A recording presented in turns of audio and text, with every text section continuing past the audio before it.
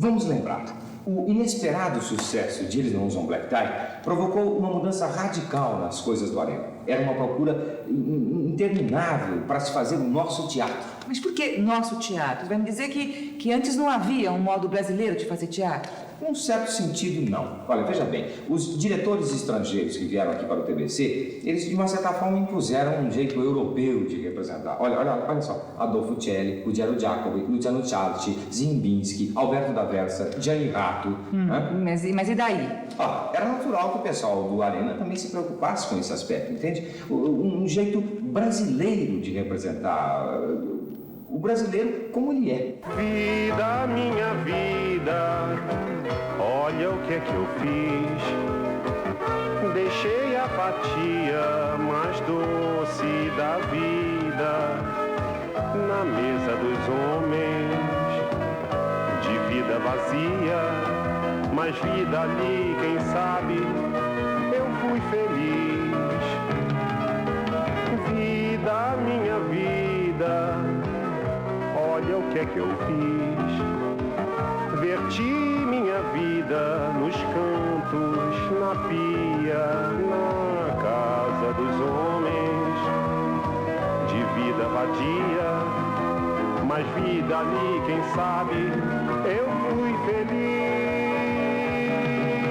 Luz, quero luz, sei que além das cortinas são palcos azuis, infinitas cortinas com palcos atrás. Arranca a vida, estufa a veia e pulsa, pulsa, pulsa, pulsa, pulsa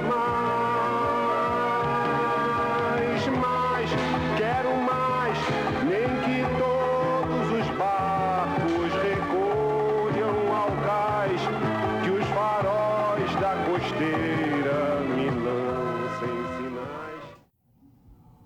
O Arena tinha muitos jovens, não tinha, Rô? Só tinha. E um deles se destacava pelo seu jeito e pelo seu talento. Vianinha, Oduvaldo Viana Filho. Autor e ator. Quem era Vianinha?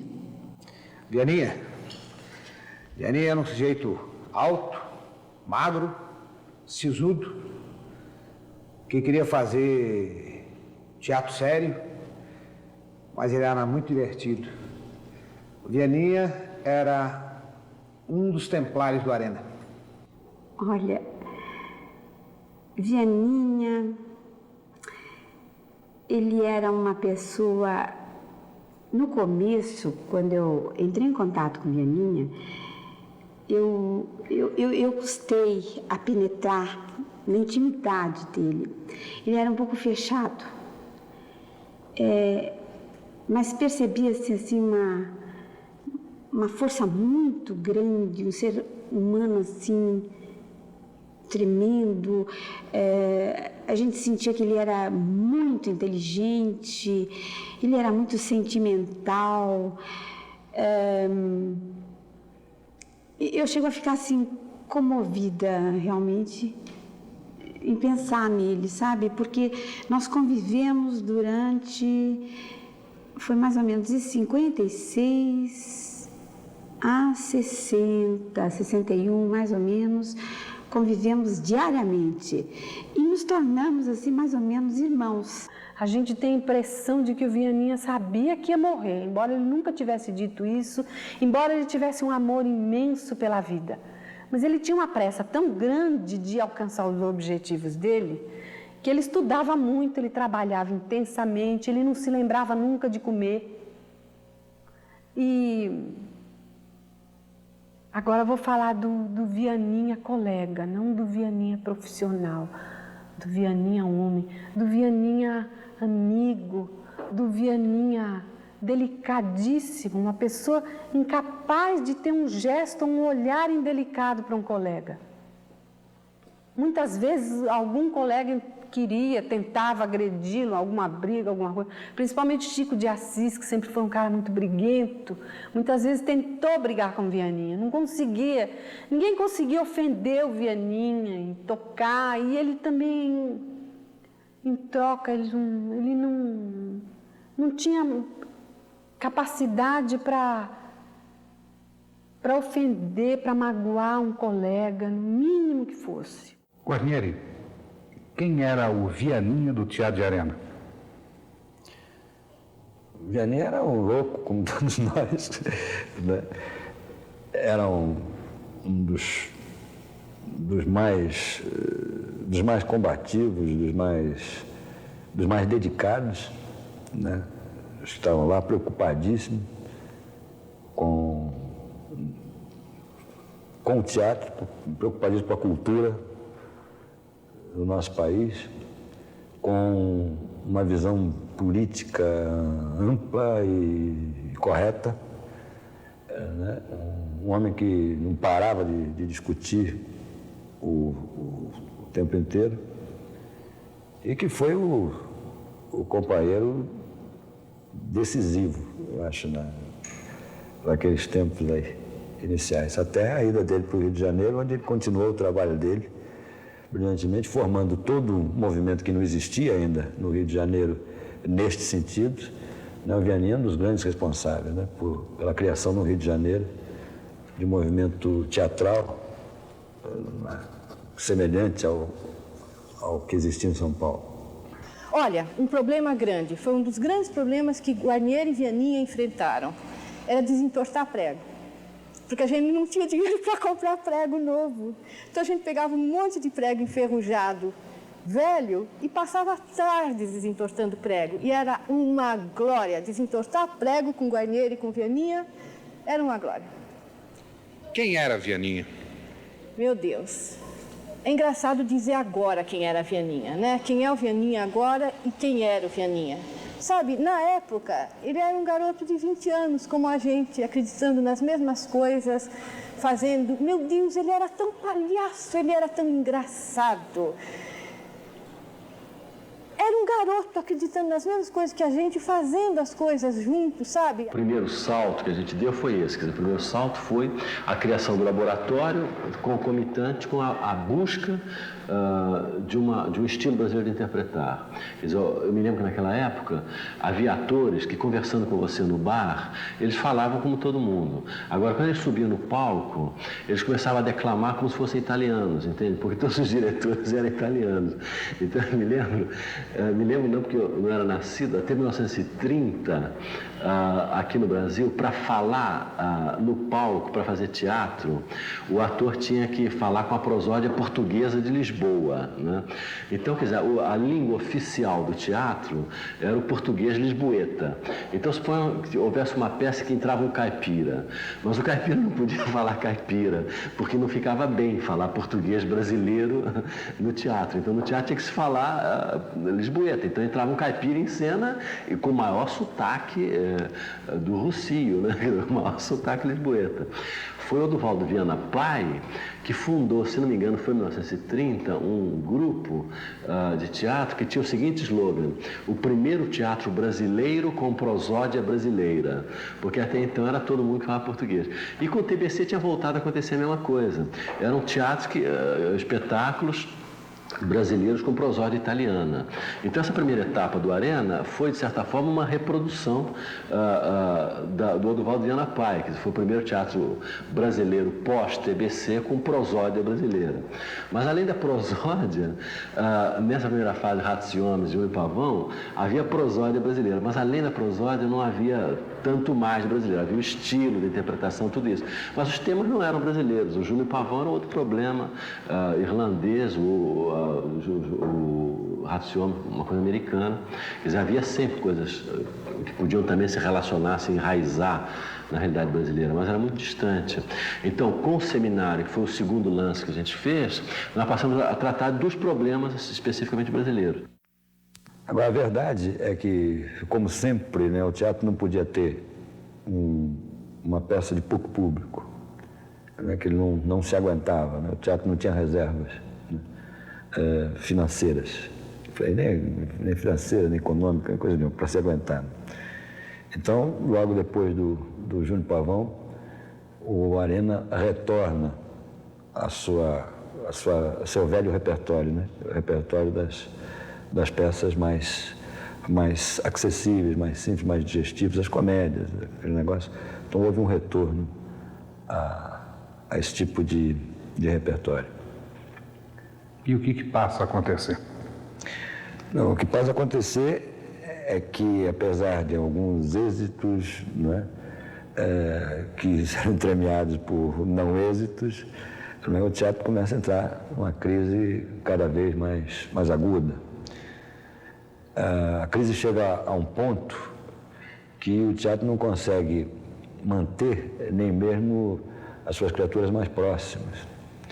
Então, muitos de nós, né, foram obrigados, né, e com muita pena, né, a se desligar do teatro, porque ele não conseguia mais manter as pessoas. Ninguém ganhava muito, todo mundo ganhava muito pouco, né? Mas esse pouco, né, dava pelo menos para cada qual se virar. A gente diz, mas nem para isso, né, nem essa um pouco mais de ajuda de custo, né, estava sendo possível. Então, houve realmente uma debandada, né, obrigatória do teatro. E ficamos em poucos lá. Né? Ficou o Zé Renato, né, que era o diretor do teatro, era o dono do teatro, eu, o Flávio Miliati, o Milton Gonçalves, quer dizer, aqueles que podiam permanecer, porque tinha o tal do respaldinho, no meu caso, né, tinha um respaldinho atrás. O Flávio Miliati também ia para onde, né? O negócio era ficar, o Milton, né, tinha um emprego dele, né, podia voltar, né, a sua tipografia, se ele quisesse, estávamos lá. E acontece que, nesse período, quer dizer, desde o fim de 56, eu, por uma questão puramente de prazer, né, eu escrevia, à noite, quando eu voltava do espetáculo, eu tinha feito uma peça, que é o Eles Não Usam Black Tie. E uma peça que não fiz para que fosse montada, não. Eu sonhava com a montagem do TPE para a peça, né? Que o TPE montasse o Black Tie. Ou que fosse feita às segundas-feiras no Teatro de Arena, que para mim já seria uma beleza.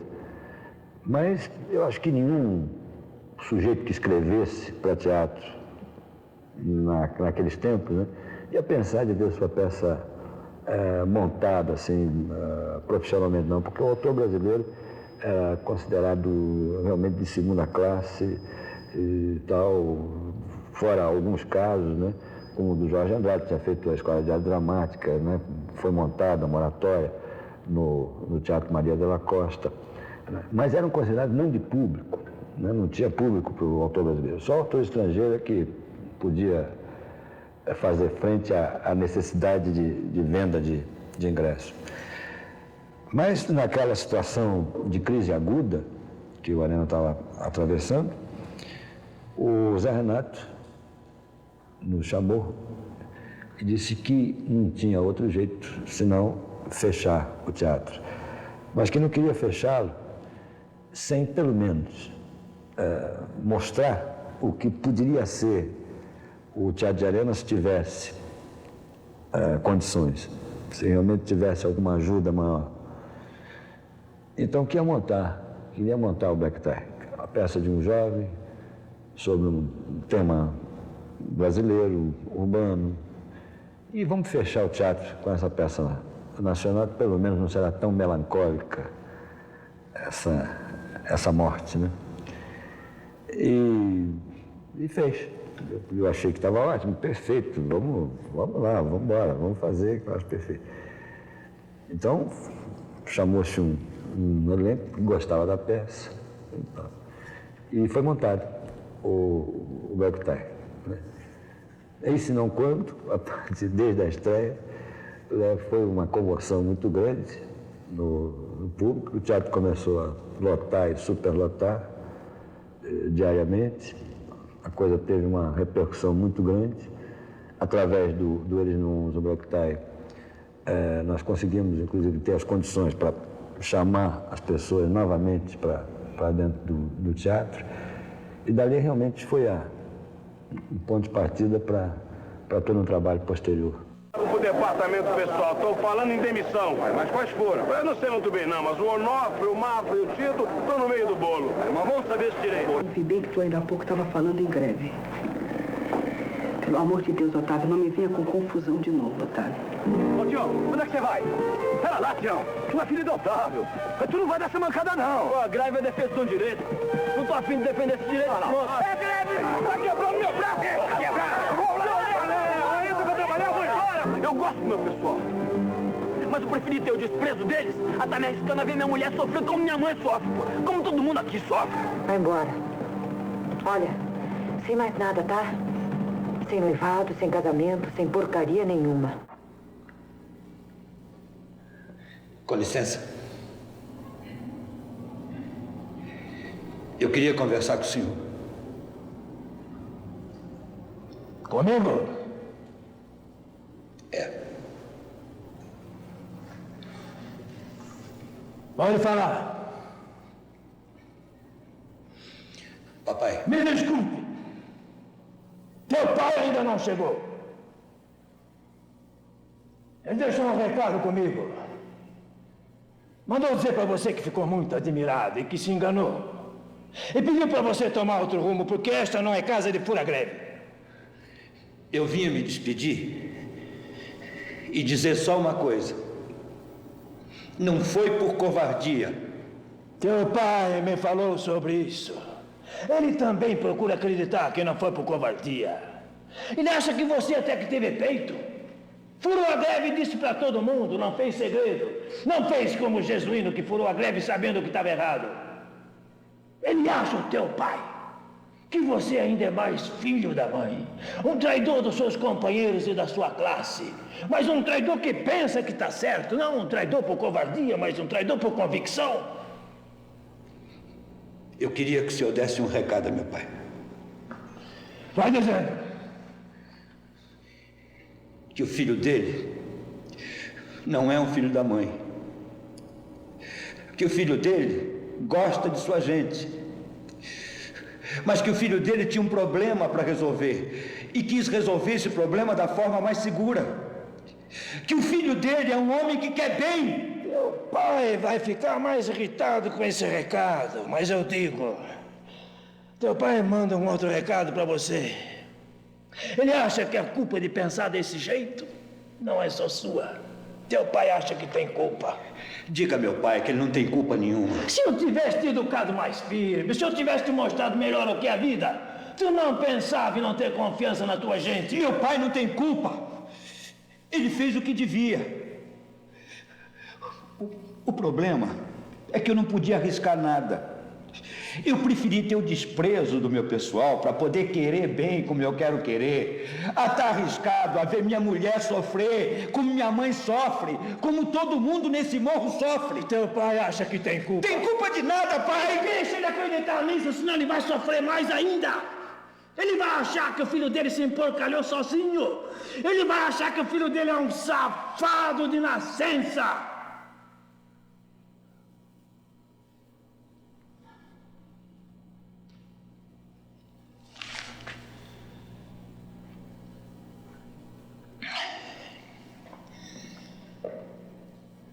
Teu pai manda mais um recado para você.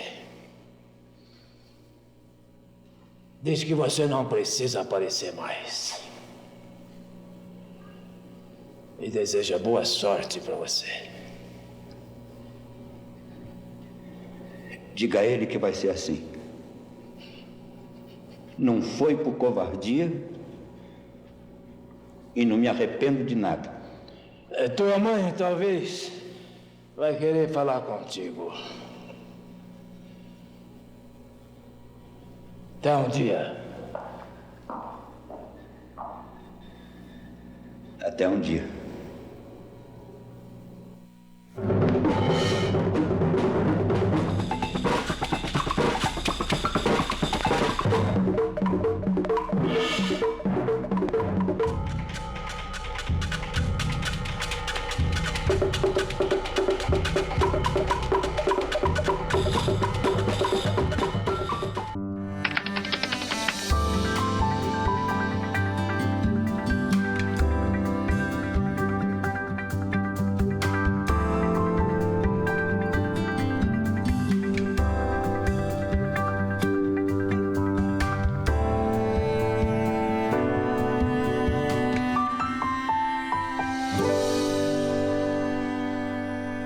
Alô, jovem instrumentista e cantor até 28 anos de idade. As inscrições para o programa Prelúdio 2014 já estão abertas.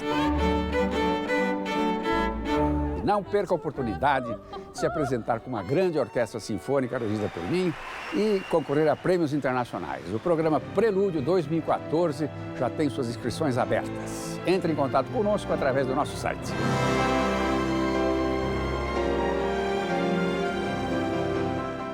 Procure uma nega baiana ou que saiba mexer. Ele cantou a Bahia. Você já foi à Bahia, nega? Não? Então vá. E suas canções encantaram o Brasil. Quem não gosta do samba, bom sujeito não é.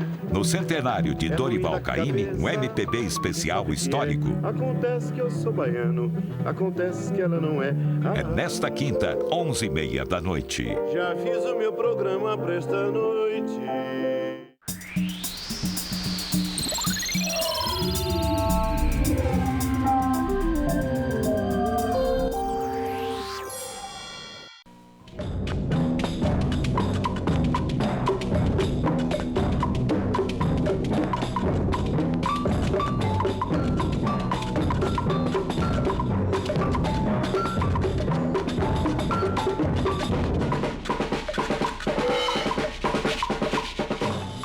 Guarnieri escreve Eles Não Usam Black Tie.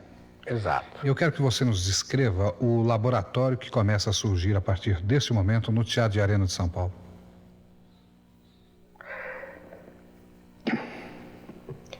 Quando o Guarnieri escreveu a peça Eles Não Usam Black Tie, chamava-se O Cruzeiro Lá do Alto.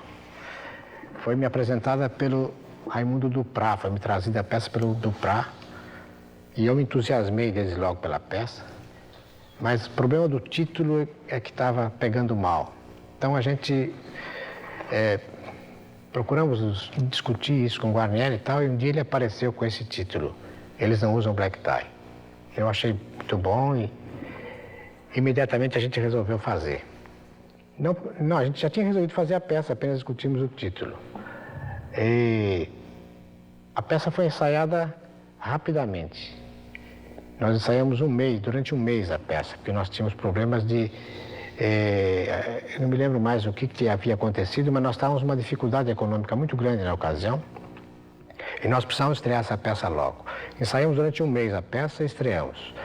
Durante 2 semanas, a peça não apresentou grandes novidades em matéria de público, mas a partir da 2ª semana, de repente, estourou, lotou o teatro, e lotou durante mais de um ano. Foi um acontecimento excepcional, realmente. Então, o que determinava esse sucesso de público?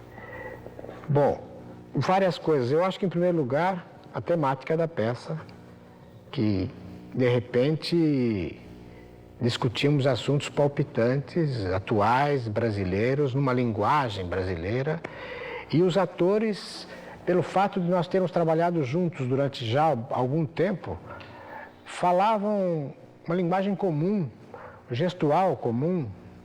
Então, era realmente um espetáculo que a gente podia chamar tipicamente brasileira. Tipicamente brasileiro. Até a própria cenografia era muito subdesenvolvida, tão subdesenvolvida que Fernando Sabino chamou o espetáculo de socialismo de galinheiro na época. Mas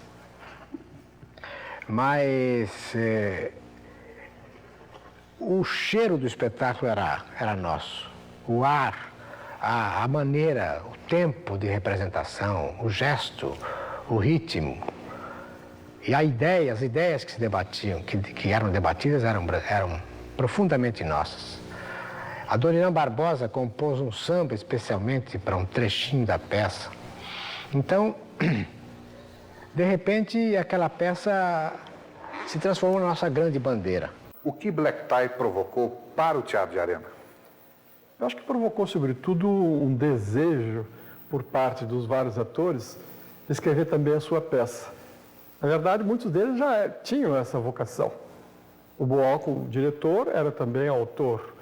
O Vianinha, filho do Duvaldo Viana, também já com essa vocação quase começando dentro da própria casa.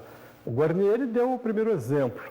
E daí o que nós notamos é o seguinte, por um lado que o Boal vai organizar o seminário de dramaturgia, entusiasmado com o sucesso dessa primeira peça do grupo. E logo a seguir, em consequência já do seminário, o aparecimento de várias peças produzidas pelo grupo. Por exemplo, Chapecó Futebol Clube, do Duvaldo Viana Filho, Revolução da América do Sul, do próprio Boal, peças do Flávio Miliaccio, do Chico de Assis e assim por diante. Naquele momento eu era crítico de teatro e eu me lembro de ter escrito um pouco assim em tom de brincadeira que o ideal do Teatro de Arena era transformar cada ator da companhia num novo autor nacional. Só que o grupo era em número reduzido. No fim de certo tempo, esse veio acabou se esgotando naturalmente. Quem era o Vianinha do Chapecó Futebol Clube? Foi talvez a peça mais importante daquela época. Eu acho que é a peça cuja estrutura é a melhor que se produziu naquela época. É a peça com uma riqueza de conteúdo, de ideias muito grande e muito madura para um autor tão jovem. Quando ele me apresentou Chapecó, eu também queria dirigir logo. Nós começamos a ensaiar Chapecó, eu acho que um mês e pouco depois da estreia do Black Tie. Eu comecei só a ler com os atores, mas aí a peça fez um tal sucesso que o Black Tie fez um tal sucesso que os ensaios passaram a ser feitos em ritmo lento. E nessa altura eu fui convidado para fazer um estágio na Europa, por Jean Vilar. Fui convidado por Jean Vilar para ir no Teatro Nacional Popular, que seria para mim uma experiência fascinante, extraordinária. Então, diante desse convite, eu resolvi passar a direção para o Boal, para o Chapecó, e viajei para a Europa. Eu fiquei quase um ano na Europa e quando eu voltei, o Chapecó havia acabado de estrear. Porque o que eu acho foi o seguinte, que houve um grupo de burgueses que resolveram criar um teatro, né? Esse teatro satisfez as necessidades desse público burguês, mas como ele tinha qualidades em si mesmas diferentes do teatro anterior, ele ampliou o público. Então ele criou um outro público. Agora, esse público do TBC não era exclusivamente burguês. Quer dizer, havia muito público classe média também, que também estava tentando exigir alguma outra coisa do próprio TBC. Agora, o próprio TBC, em função da sua estrutura, não era capaz de dar nada mais do que aquilo que eles estavam dando. O TBC tinha que continuar na sua linha, porque era assim que eles eram, né? E o Arena veio satisfazer, digamos, uma plateia que em parte tinha sido criada pelo TBC. Quer dizer, o Arena foi beneficiado por um desenvolvimento da plateia que foi também produto do TBC. Com justiça, a gente tem que dizer que isso aconteceu. Agora, o Arena, quando criou o teatro mais tipicamente brasileiro, um teatro mais caracteristicamente brasileiro, com problemas brasileiros, por sua vez, criou um outro tipo de plateia que não existia no TBC. Né? Quer dizer, houve um movimento dialético e eu acho que o Arena criou um tipo de plateia assim, jovem, por exemplo, estudantil. O Arena criou, quer dizer, obteve, digamos, porque as coisas não são criadas e ficam, não são coisas que se fazem e ficam. A plateia é uma coisa muito efêmera, mas provocou, digamos assim, um interesse muito intenso em áreas jovens, em áreas proletárias, e o Arena, quando foi muito para o Nordeste também, fizemos espetáculos até em ligas camponesas, quer dizer, onde o TBC jamais teria pensado em ir. A gente se fechou um pouco. O que aconteceu com a Arena é que ele, para conseguir uma linguagem nova, ele teve que se fechar. Não foi consciente, não, mas ele foi se fechando.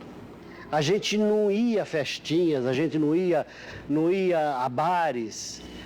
Quando a gente encontrava, por acaso, o Paulo Altran falava assim, como é, o Teatro de Arena não dá bom dia.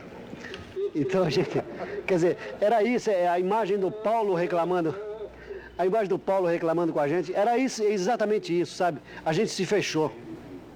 A gente tinha que ir na estaca zero para dali começar a fazer alguma coisa. Mas quais eram os autores que começaram a frequentar o Seminário de Dramaturgia? Bom, o Seminário de Dramaturgia começou com a gente mesmo ali, Milton Gonçalves, Xavier, Nelson Xavier, o pessoal do Arena mesmo, o Chico de Assis, o pessoal todo do Arena ali. E teve uma fase, no final, que apareceram, que a gente sentiu que a gente devia abrir um pouco. Então apareceu Jorge Andrade, Edir Lima, Roberto Freire.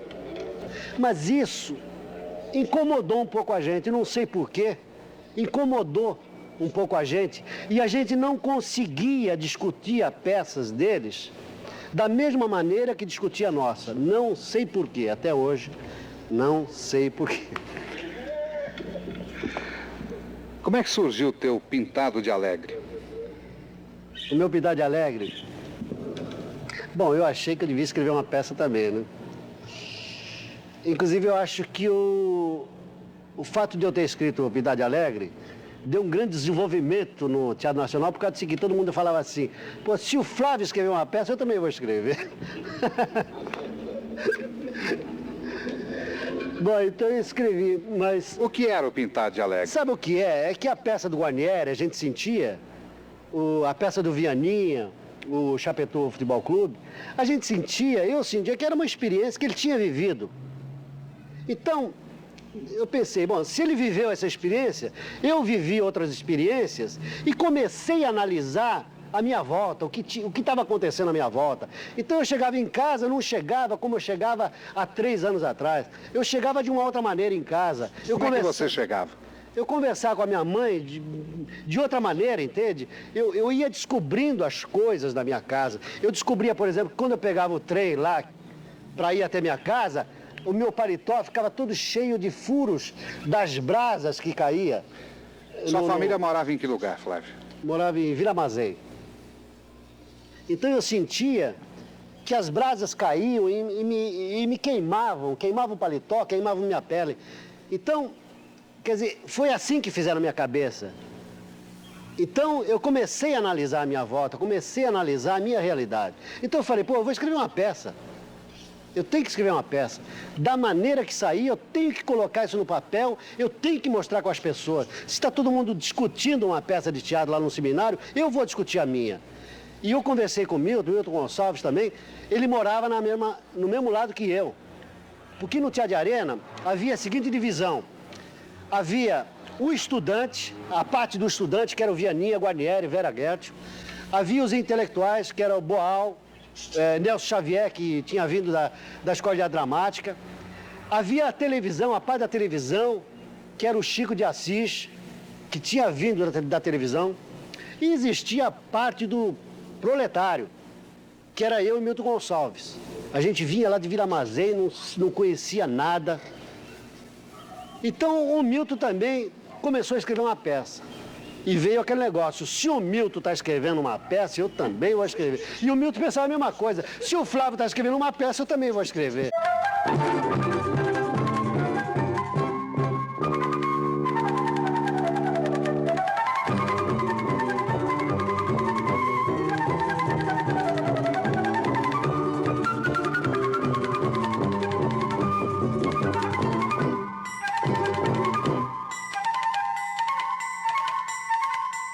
No ar, o telejornal da história e as suas manchetes. 1959.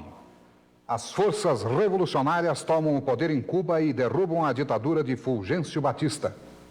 No mesmo ano, Nikita Khrushchev vai aos Estados Unidos. É a primeira visita oficial de um dirigente soviético àquele país.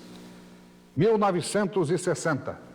John Kennedy é eleito presidente dos Estados Unidos. Cuba nacionaliza as empresas norte-americanas. Brasília é inaugurada em meio a grandes festas e passa a ser cantada em prosa e verso como a capital da esperança. 1961. Estados Unidos e Cuba rompem relações diplomáticas enquanto Fidel Castro proclama que Cuba se transforma na primeira república socialista da América Latina. Jânio Quadros toma posse em Brasília como novo presidente do Brasil no mês de janeiro. 8 meses depois, em agosto, Quadros renuncia a seu cargo. Após grande crise gerada nos bastidores políticos e militares da capital federal, toma posse como novo presidente Jango Goulart. Durante breve período, o regime político brasileiro se transforma em parlamentarista. 1962. O envio de mísseis soviéticos a Cuba provoca nova crise internacional. O Papa João XXIII abre o Concílio Vaticano II. O filme brasileiro O Pagador de Promessas recebe a Palma de Ouro no Festival de Cannes. 1963. O presidente John Kennedy é assassinado em Dallas, no Texas. Morre o Papa João XXIII. Revogado no Brasil, através de plebiscito nacional, o regime parlamentarista. Ademar de Barros é eleito governador do estado de São Paulo. O Telejornal da História volta a qualquer momento. Permaneça atento. É evidente que éramos românticos. Éramos muito mais jovens, éramos muito mais, com muito mais vontade, com muito mais gás. Éramos muito mais, talvez até desconhecedores de determinadas coisas que só a vivência nos dá. Mas era um desconhecimento, na minha opinião, positivo. Positivo porque a nossa preocupação não era do brilho individual, do brilho pessoal. Era uma preocupação social com os fenômenos. Você vê que o Arena tinha um espectro de pessoas de diversas camadas. O Flávio falou que tinha o seu lado operário, tinha o seu lado intelectual, tinha o seu lado estudantil, classe média, enfim. Tinha as mais diversas influências. E eu acho isso positivo. Acho eu que essa é uma forma democrática, né, de se ter um organismo. Ora, os problemas maiores e que a gente que está no mundo capitalista sofre sempre é o problema financeiro, de modo geral. Mas esse problema, a nossa juventude supria muito isso. Porque o nosso interesse maior naquela época realmente era fazer teatro, estudar teatro e demonstrar teatro participando dele ativamente. Na época, nós respirávamos teatro talvez quase 24 horas por dia. Eu não sei em que sentido que você fez a pergunta, no sentido de dificuldade. Porque nós não tínhamos a dificuldade, na época da censura. Nós não tínhamos as dificuldades de outras imposições. Nós fazíamos teatro brasileiro, de alta qualidade, e o público aceitava isso.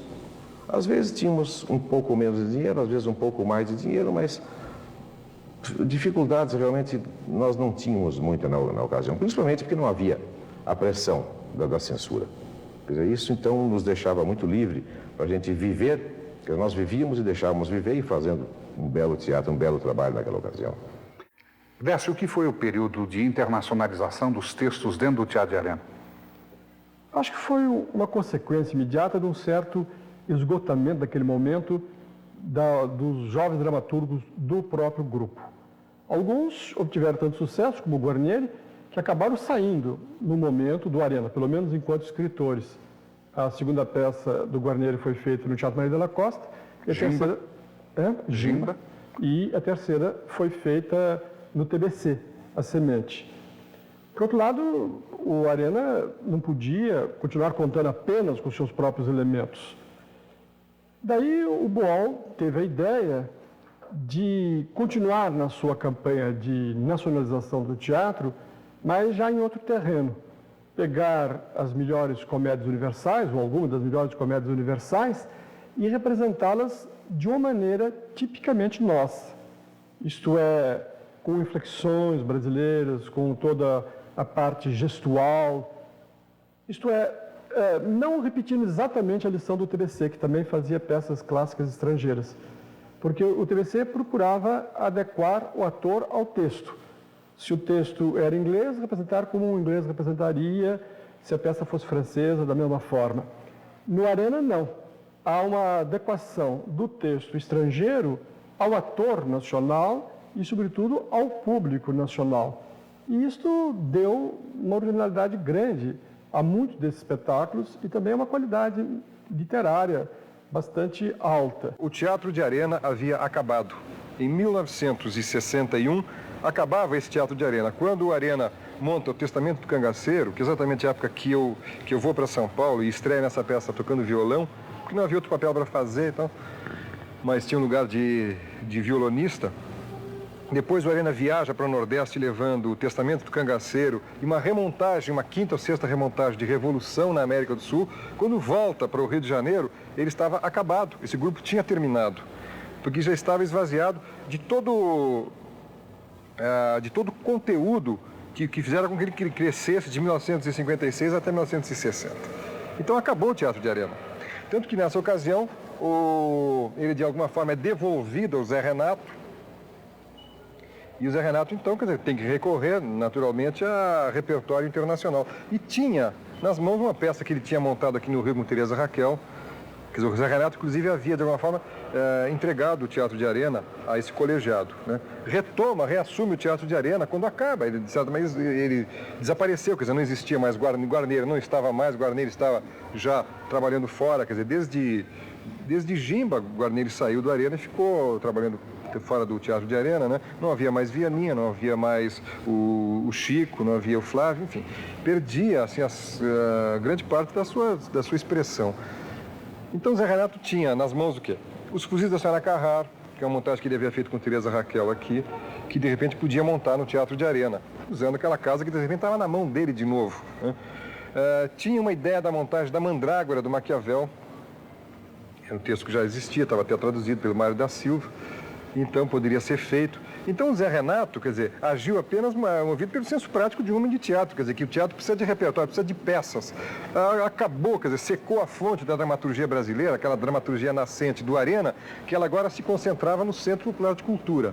Quer dizer, ela estava voltada para a mais-valia vai acabar seu Edgar, né? Para o alto dos 99%, para essa dramaturgia de choque, essa dramaturgia de emergência, de rua, né? De combate. Então, aparece esse outro repertório. Então, Zé Renato faz Os Fuzis da Senhora Carraro, que foi o segundo espetáculo do Arena do qual eu participei, quer dizer, depois da remontagem da Revolução, com Dina Lisboa, Lima Duarte, que havia ido para o Arena fazer o Testamento do Cangaceiro, fica lá. Então, fazemos esse espetáculo com direção de Zé Renato, o Flávio Império faz a cenografia. Mas isso era apenas montar uma peça para cobrir um buraco, porque o teatro havia, de certa maneira, acabado. Vem depois a montagem da Mandrágora, do Maquiavel, como sequência dessa série de peças que seriam montadas, mas realmente não havia a premeditação assim, da dramaturgia, da internacionalização da dramaturgia. Essa é a história oficial, em geral, idealista, que parece que os homens decidem, né, com um tipo de absoluta liberdade das ideias, a mudança de rumos das suas atividades. Não, e é importante colocar sempre o tipo de condicionamento, que todas as circunstâncias que muitas vezes levam a teorizações posteriores. Nesse meio tempo, quer dizer, o Zé Renato começa também a se cansar quer dizer, essa devolução a ele já foi uma devolução numa fase de esgotamento. Ele já, de certa maneira, já não quer muito mais o Teatro de Arena. Começa a pensar em vender o Teatro de Arena. Então põe à venda o Teatro de Arena. Aparece, inclusive, numa ocasião, um comprador para o Teatro de Arena, que é o Mário Cooperman. Essa história que eu estou contando, ninguém conta, né? Diante da possibilidade do Teatro de Arena ser vendido, né? Mário Cooperman era uma pessoa que estava interessada em teatro, começando, daí, de repente, foi fazer administração dentro do Arena, né? E havia a possibilidade do Cooperman realmente comprar esse teatro. Mas isso, de alguma forma, despertou as pessoas para uma coisa que estava se perdendo. O Teatro de Arena estava desaparecendo, porque o Cooperman ia... as características dele eram de um empresário que iria isoladamente, individualmente, produzir espetáculos naquele teatro, evidentemente na posição de um mero produtor, de um mero empresário. Então isso, de alguma forma, agregou forças em torno da sobrevivência do Arena, quer dizer, se achou que não podia morrer aquele teatro. Então a venda do Teatro de Arena, ela conseguiu ser feita, ser promovida dentro do próprio Teatro de Arena. Quer dizer, as pessoas que estavam mais ou menos ligadas ao Arena, quer dizer, o Boal, que continuava ligado ao Arena, eu que estava dentro do teatro, porque estava trabalhando como ator no Arena, o Juca de Oliveira e o Guarnieri, que estavam mais ligados ao TBC já, mas que eram pessoas que se aproximaram nesse momento, nessa possibilidade de venda, e o Flávio Império, né, que era um homem que tinha feito a cenografia dos Fuzis da Senhora Carrá, com quem eu me havia ligado muito, e mesmo que insisti muito para que ele participasse desse grupo que comprou o teatro, e mais uma pessoa que nunca mais apareceu, quer dizer, oficialmente, que foi o Paulo Cotrim, que também comprou o Teatro de Arena. Quer dizer, eram 5, era Boal, Guarnieri, Juca, Flávio Império e eu, 5 que apareciam como compradores, mais o Paulo Cotrim, que foi o avalista, a pessoa que levantou o dinheiro que a gente precisava, tal, e o resto foram coisas que empenhadas na Caixa Econômica. Então conseguimos comprar do Zé Renato esse teatro de uma forma muito barata. O Zé Renato fez um preço quase simbólico, quer dizer, uma mensalidade que se pagava para a mãe do Zé Renato. O Zé Renato vinha para o Rio e precisava, quer dizer, de alguma forma auxiliar sua mãe em São Paulo, então era uma mensalidade que se dava para a mãe do Zé. Quer dizer, essa é uma história menor, não é? Mas me parece que é interessante porque ela ajuda a equacionar melhor, a entender melhor o que acontece, né, com o movimento do nosso teatro. Né? Opa, neguinho na estrada, opa, pra lá e pra cá.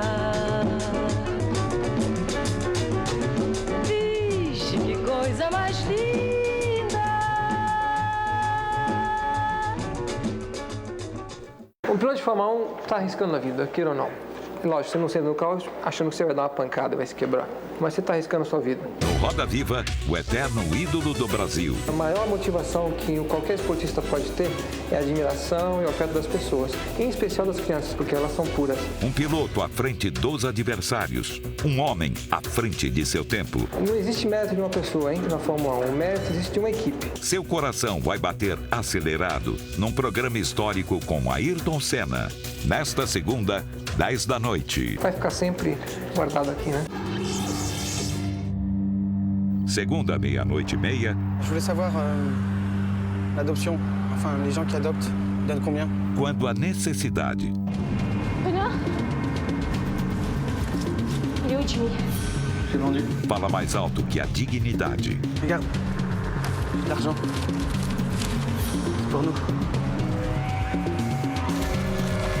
Viens.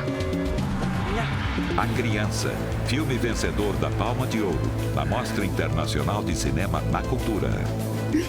Terça, um historiador, grande conhecedor da arte de falar em público. Ele fala a verdade. Ler é uma companhia enorme na vida. A dura verdade. Sem a infelicidade, a frustração e o trauma, provavelmente não haveria cultura. E a verdade provoca. Racismo é, de longe, o pensamento mais irracional e imbecil produzido pela espécie humana. Ele merece dizer o que quiser. Ele é Leandro Carnal. Terça, 11h30 da noite. Provocações.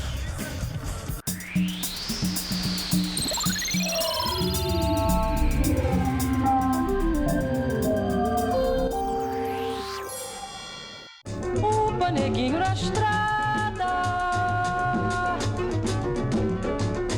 upa, pra lá e pra cá. Vixe, que coisa mais linda. No ar, uma nova edição do Telejornal da História. 1964. Os Estados Unidos intervêm diretamente na Guerra do Vietnã. Lyndon Johnson é eleito presidente norte-americano.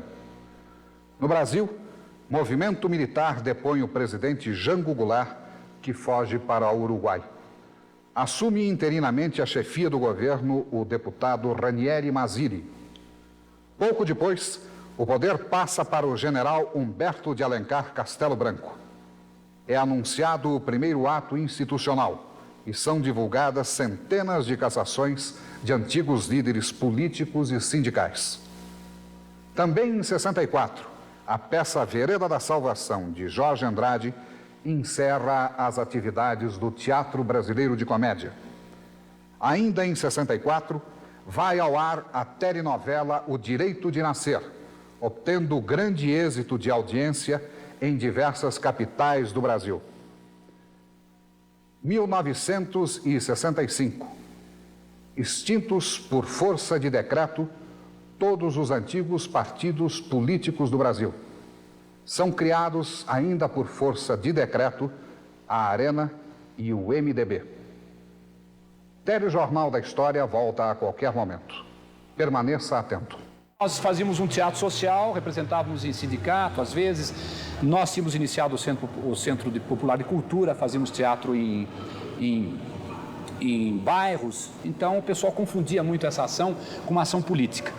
E, lógico, Dina Sfati, nessa altura, já fazia parte do Arena, ela tinha recém começado, Paulo José. O teatro foi fechado. E, por medida de precaução, Boal, Guarneri e eu, que éramos aqueles que estavam atuando mais à frente, nós nos retiramos.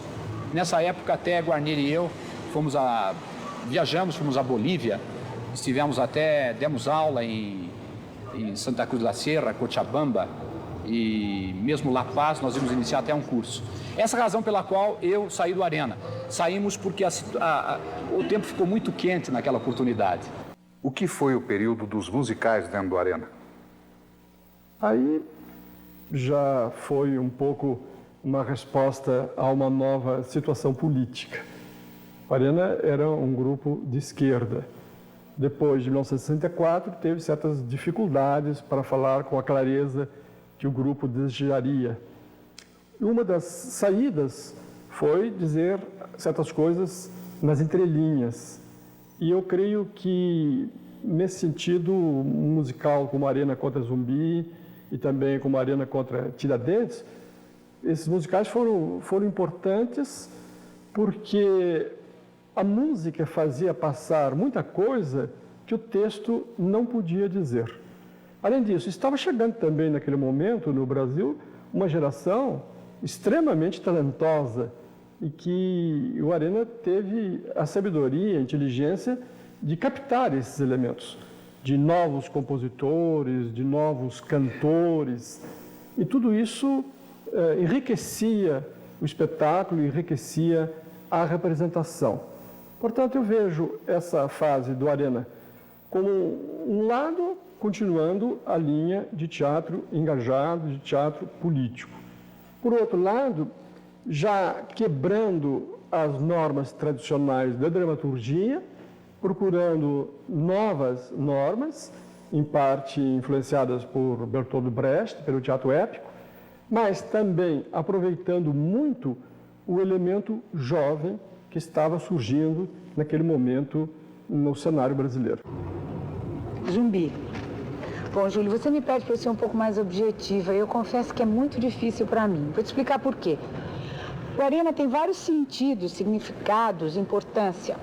O Zumbi dentro do Arena tem milhões de sentidos assim que devem ser estudados pelas pessoas que gostam do teatro, as pessoas, digamos, os especialistas em teatro. O que eu posso falar é como a gente estava dentro. É muito difícil ter esta objetividade. A gente, digamos, era toda subjetividade. A participação no Zumbi foi uma participação coletiva de amor. Amor no sentido de integração. Foi um momento, digamos, pleno. Logo depois degringola. Eu acho que é um pouco visita da saúde do Teatro de Arena. É um momento que todo mundo estava assim no seu mais sensível, no seu mais ligado, no seu mais apaixonado. Houve um momento de perfeição na feitura do Zumbi, onde as coisas brotavam da cabeça dos autores, passavam para a mão dos atores que conduziam a direção, que aceitava essa condução e passava pela música que integrava e valorizava aquilo que estava sendo feito. Então, é muito difícil ser objetivo, em cima de um trabalho que estava basicamente em cima de uma paixão. O que era o sistema Turing do Boal? Essas as invenções do Boal. O Boal gostava muito de teorizar, inventava teorias fantásticas, mas a verdade é que as teorias dele, muito bonitas, muito interessantes, mas ele contava com um grupo de pessoas, e essa grande qualidade do Boal, acho que Paulo Zé até já falou isso, e eu concordo com ele, quer dizer, a grande capacidade que o Boal tinha, e eu acho que tem, continua tendo na Europa, é de catalisar as pessoas que, digamos, que são o solo fértil, onde ele planta suas ideias e essas pessoas executam essas ideias e vão além. A teoria do Coringa, ele acho que não inventou nada de novo, quer dizer, apenas o antigo narrador, o quebrador de galho, uma vez que não se podia ter 50 atores, então bota um cara contando a história dizendo, então, Gangazumba, e nós virávamos outros personagens. E o Boal depois, digamos, codificou a experiência da gente, a prática da gente, mas a gente, na verdade, nunca levou muito a sério isso, porque a teoria vinha um pouco depois da prática. Gil. Diga aí, Júlio. O que foi a Arena Canta Bahia, que foi montado no palco do TBC?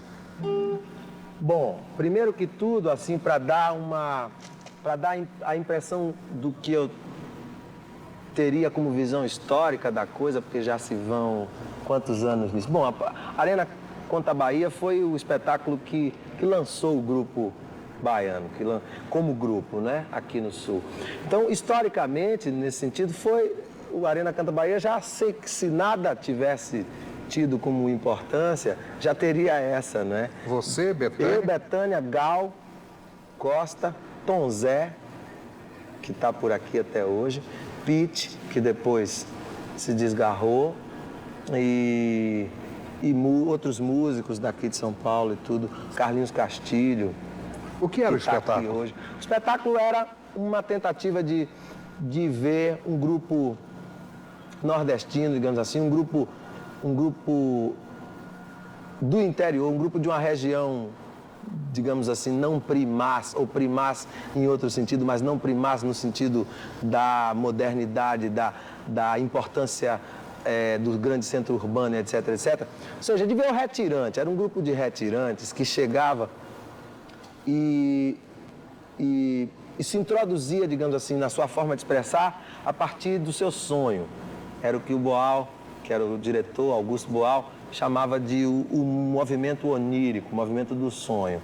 Então nós chegávamos e falávamos do nosso sonho, digamos assim, de nossa tribo, o sonho da tribo do universo, a tribo sonhando o mundo, sonhando o universo em relação a ela. É como se nós, os índios daquele lugar, olhássemos o horizonte e disséssemos o que é que está para lá daquele horizonte.